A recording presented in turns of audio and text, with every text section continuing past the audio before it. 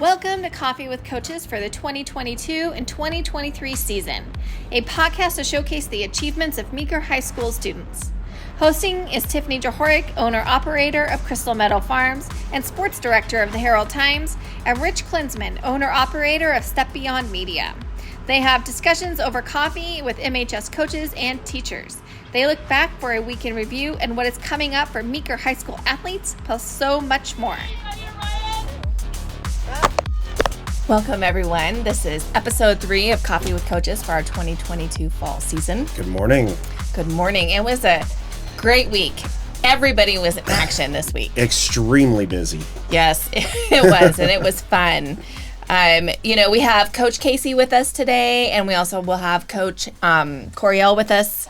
And so we'll touch quickly on cross country and football, but glance over them a little bit since we'll have the in-depth with the coaches. Yeah. But, the cross-country kids were at Basalt this last week, and Brighton Bear and Haley Steele, the two girls on the team, Brighton ran in 12th place, and for our 22-25, which was great.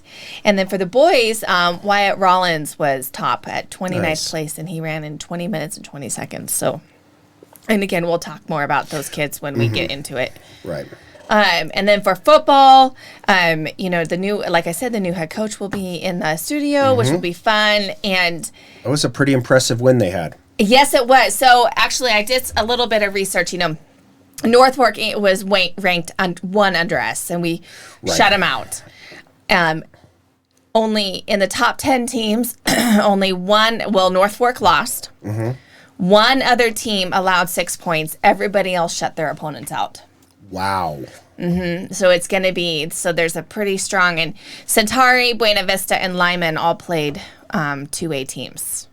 Okay. So Buena Vista played Salida. I don't remember who Lyman played, or Centauri, so it's going to be a good season. Tough top 10. Yeah, it is. So, we had 4 touchdowns, rushing Clay Crawford and Cade Blunt each rushed for 1, and then Casey Brink actually had 2. One was a nice little pass from quarterback Ryan Sullivan, and then he had the pick 6 where he ran back 91 yards. Right. He saw that screen and... Yes, he did. That was fun.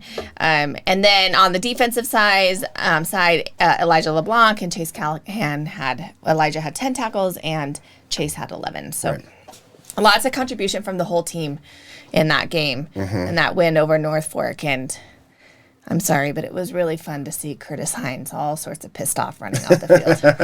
Right. Yeah. Especially after the way he was our first year we played when he took over North Fork. That was fun. So volleyball had another great weekend, too. They had 2 varsity games. The JV and the C team played a ton of games because they went Friday to North Fork, Saturday morning to Grand Valley, and then Saturday evening in Meeker. So I think that my friend said that her daughter played 6 games this week. So that's a lot of games. It is. It's good. Lots of good court time, though, for those kids. Right. So the JV ended up beating North Fork in 3 and then Hayden in 2. So they're also being super successful, which is nice to see. The varsity beat North Fork in 3, 25-11, 25-16, 25-18. And Hayden in 3, 25-21, 25-15, and 25-16. Emma, over the week, Emma Luce had 45 kills, 6 aces, 31 digs, and 40 serve receives. Ainsley had 9 kills. Ellie Hossack had 7 aces, serving aces, which was awesome. Wow. Grace Roberts had 23 digs. She also had 4 aces. Gracie Cravens had 32 assists, so her and Ellie kind of split the setting, amongst them. And then Taylor Garcia in our game against Hayden at home, she was on fire. She had 4 aces. Nice. Yeah. Very nice. They seem like that so far early in the season, but they're pretty dominant right now. They are. Lyman's going to be a good test for them this weekend. But it's always kind of fun, even though Lyman, they're tough and they're tough opponents. Their crowd is good and the people are good out there, so it's fun. It'll be a good time. In softball, it was another tough 4A team. Rifles are always super, super tough. And so, unfortunately, it was 17-3. But the girls, according to Coach Bergman, keep getting better and better each time they play. And So I believe they play tomorrow, and we'll talk about that a little bit, later in our final session. And then the golf boys were in Montrose at the Red Hawks tournament. Okay. And Will, once again, under 100, actually this time under 90, he shot an 86. Drew Drake shot a 100, and Alejandro Garcia shot a 107. Wow. So it sounds like they all keep getting better. They do. Yeah. Yeah. And Will's a tall guy. I actually didn't. I saw him for the first time this week. I got to meet him, so that was nice. Yeah. Yeah. He's a tall kid. Yeah, he's he a tall is. kid. Yeah. All right. Well, I guess we'll come back with Coach Casey. Sounds great. Crystal Meadow Farms is family owned and operated, offering a wide range of CBD products. Coming from 5 generations of farming, Crystal Meadow Farms offers farm-to-table products. In-house CBD extraction using beverage-grade CO2 since 2019. They create a CBD oil without the use of harmful chemicals. Their retail products are handcrafted using organic and natural ingredients and are some of the strongest on the market. They offer a range of CBD tinctures, spa products, a pet line, gummies for day and night, and a large line of topicals.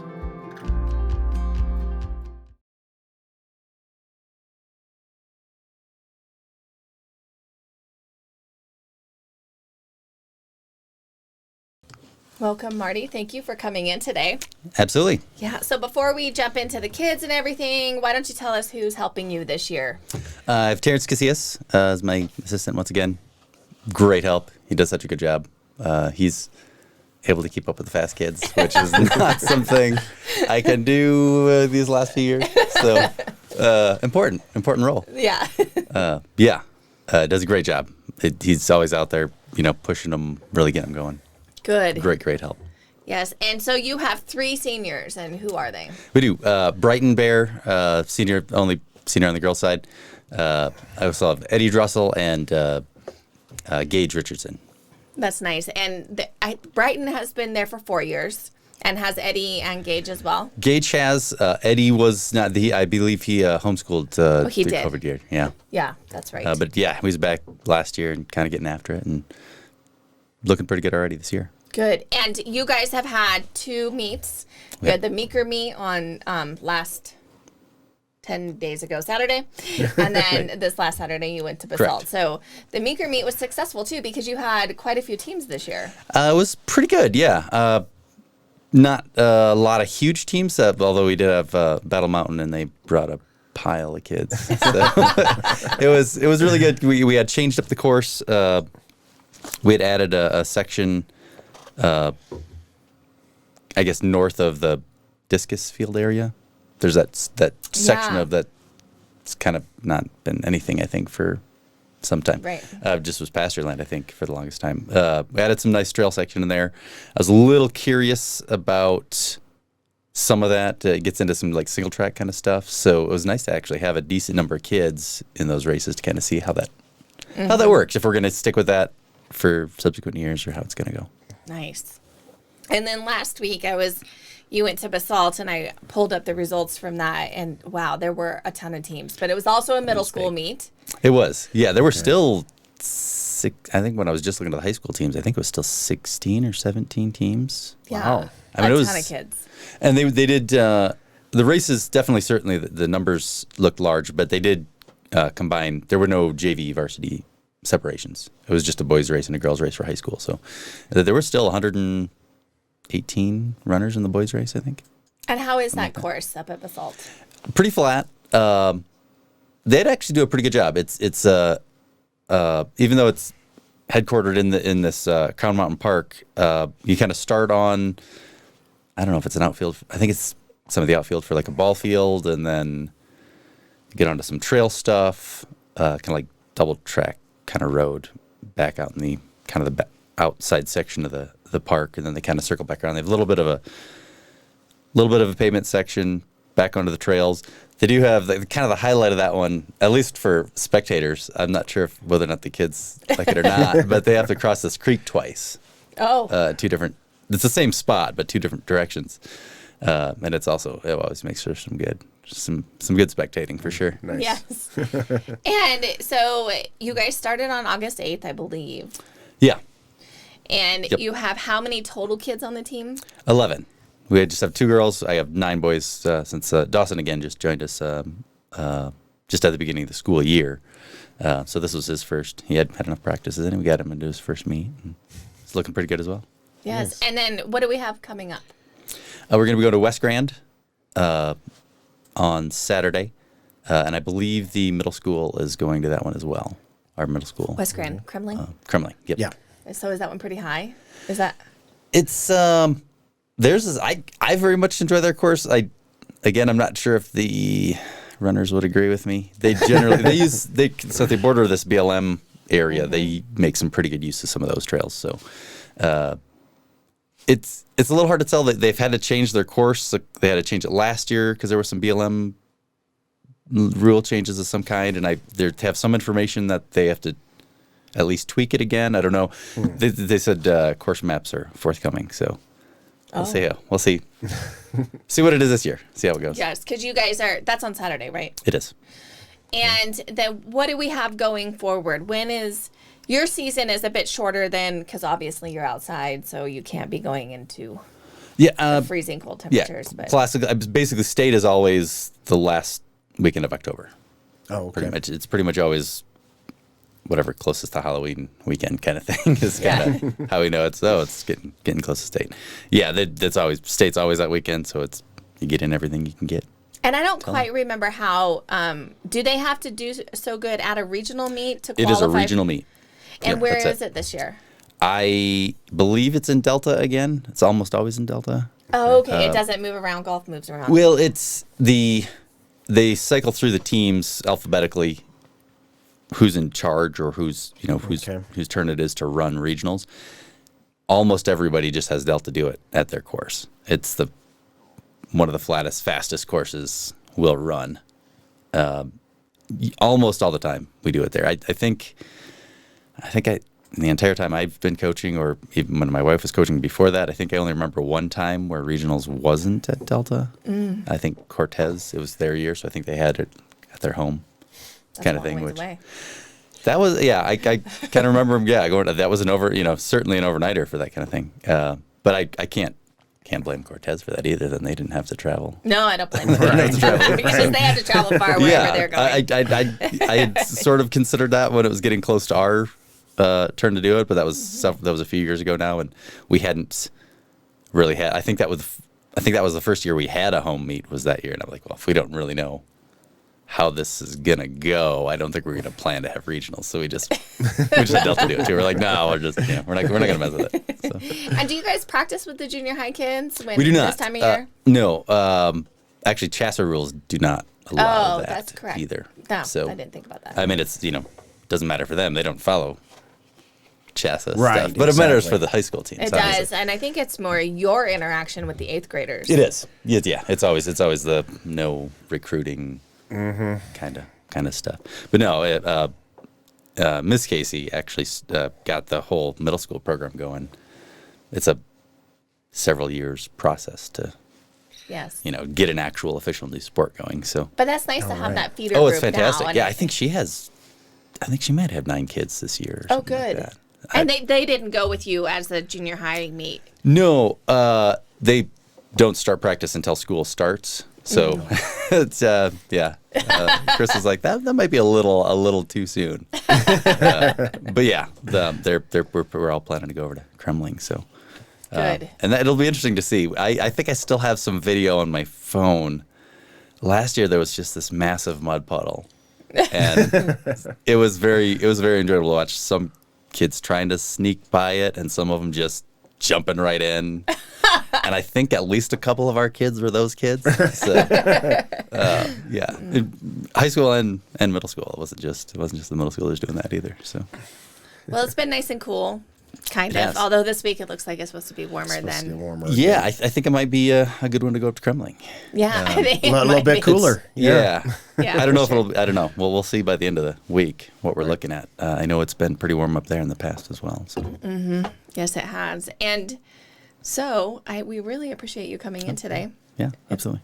Right. It's Thank you. always nice to talk cross country and talk about those kids. They work so hard.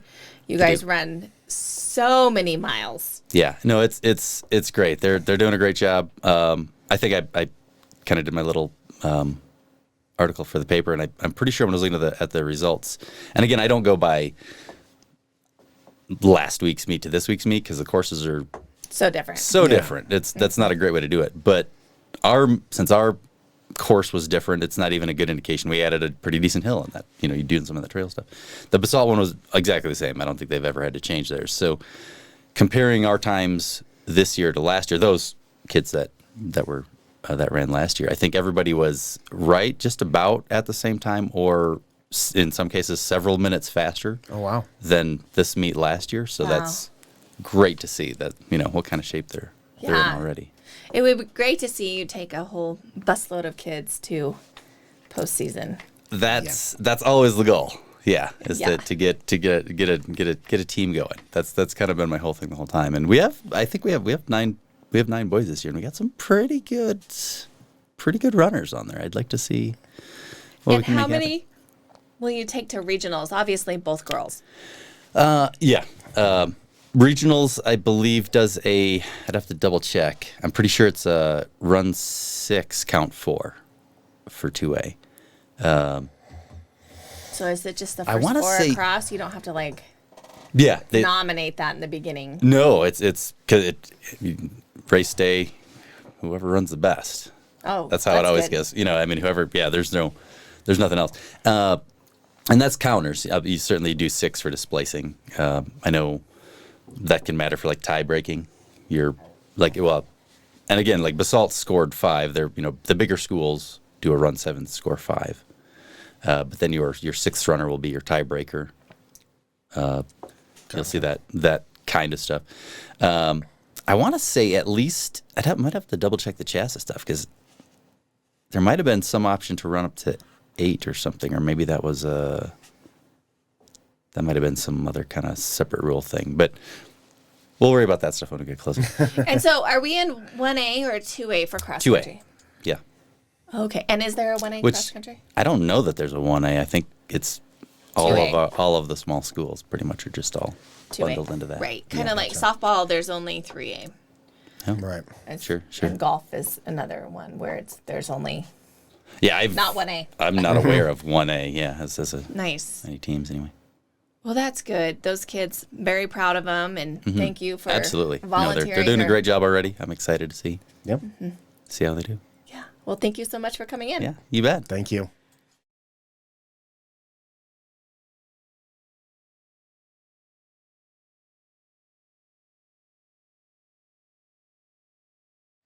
Welcome back, and with us today is the newest head coach for the Meeker Cowboys, and that is Andy Coryell, new head coach to the football team.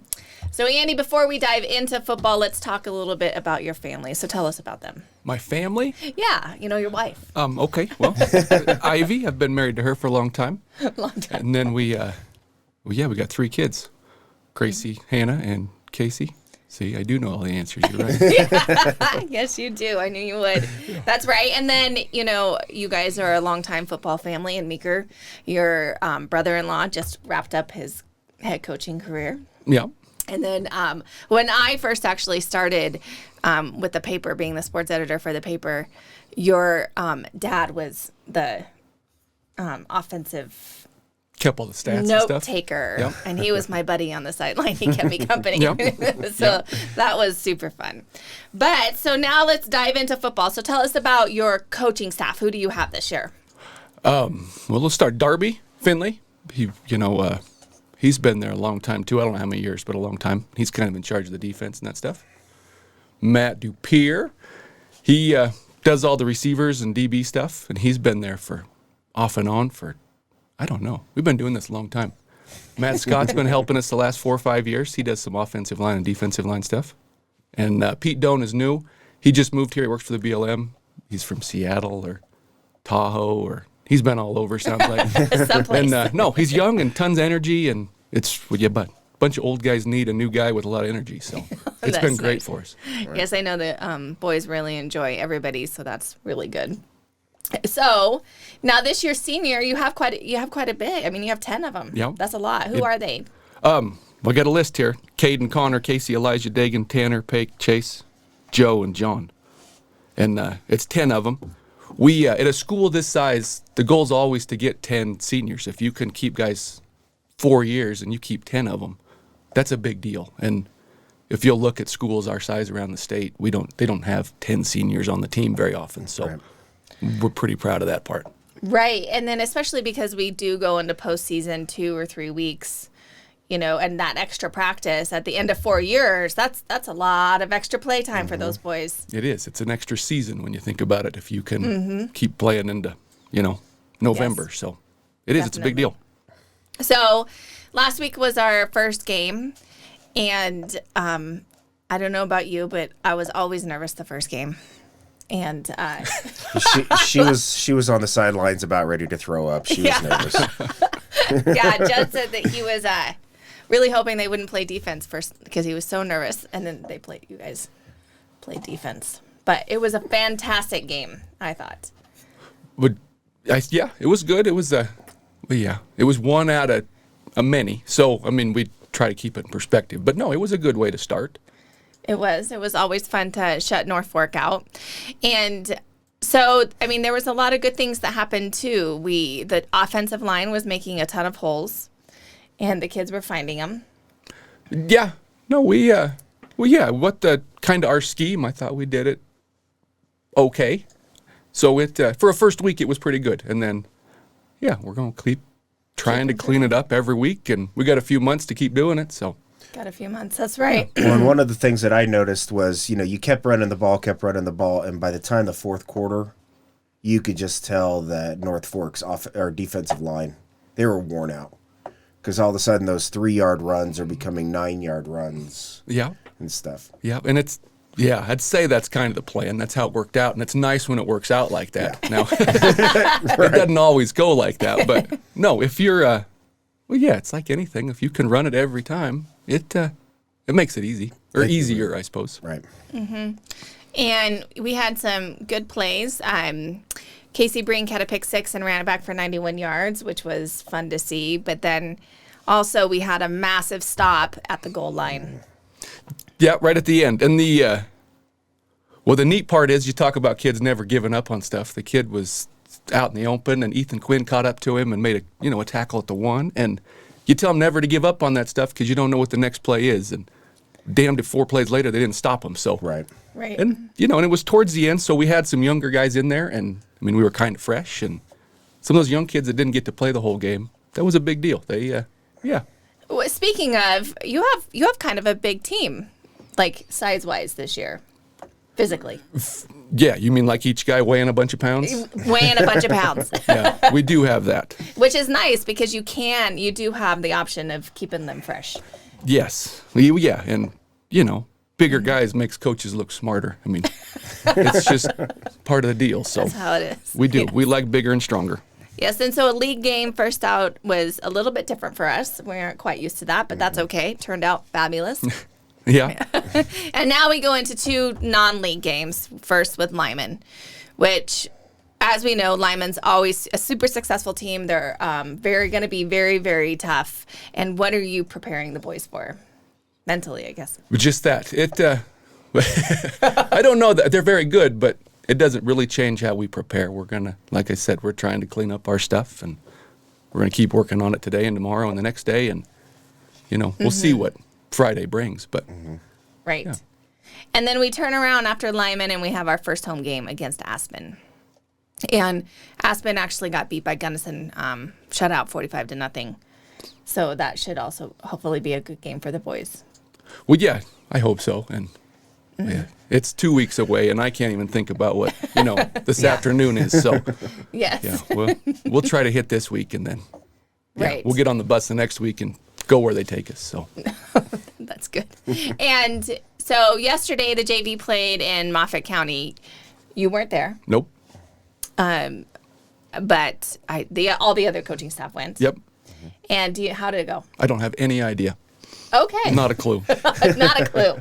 All right. Nope. Darby and the guys took them, so I haven't debriefed yet. nope. I hope they got them all there, and I hope they got them all home, and that's all I know. Okay. Well, Andy, thank you so much for coming in today. Well, you're welcome. Thank you guys for having me. Yeah. Thank you.